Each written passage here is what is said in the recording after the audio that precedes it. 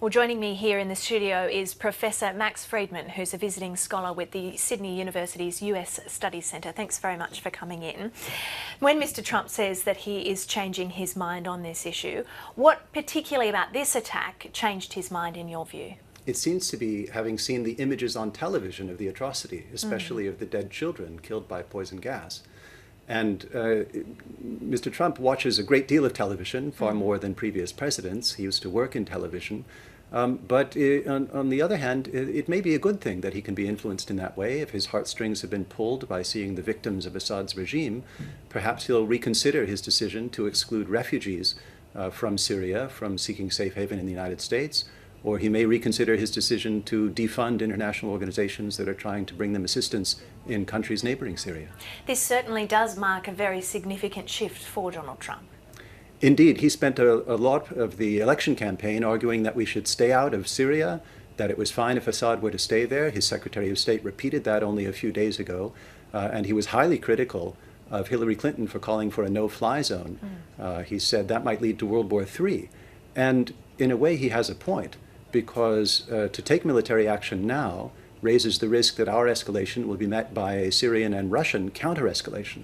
So the question is whether he is planning to take the kind of action that may lead to Americans confronting Russians militarily in Syria before long.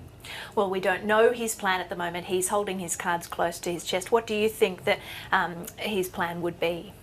Well, I don't have any inside information, but he has now said things that would bring a political cost to him if he doesn't engage in some kind of action that he can sell as very strong, some form of military attack. That may include bombing sites, military or government sites of the Assad regime, attacking runways, trying to get planes on the ground in order to diminish their ability to fly over and bomb their own population. It may go as far as establishing a no-fly zone, although that's very complicated. And either approach would require that first Syria's air defenses, which have been provided by the Russians, be neutralized, that is, destroyed, so that American planes won't be at risk. And all of that speaks to a fairly large operation. Who makes these decisions in Washington? Do you see Donald Trump as acting in quite an isolated manner? Unfortunately, yes. He hasn't really put together a solid international affairs team yet. He has, on the national security side, some very experienced and serious generals with long careers of finding military solutions to international problems. But on the side of seeking diplomatic solutions, of seeking multilateral approaches to complex international problems, he is much less well advised there. Partly he hasn't built up his team. There are a lot of empty chairs in offices all over Washington at the second and third tier working levels in the national security agencies. And his Secretary of State seems to be such a weak presence. He's acquiring the nickname of the Invisible Man because he hasn't even been present for a lot of meetings with key leaders, such as Netanyahu of Israel or Abe of Japan. And the danger is that Trump is receiving solid professional military advice, but isn't getting a lot of other input on other ways to approach international conflicts.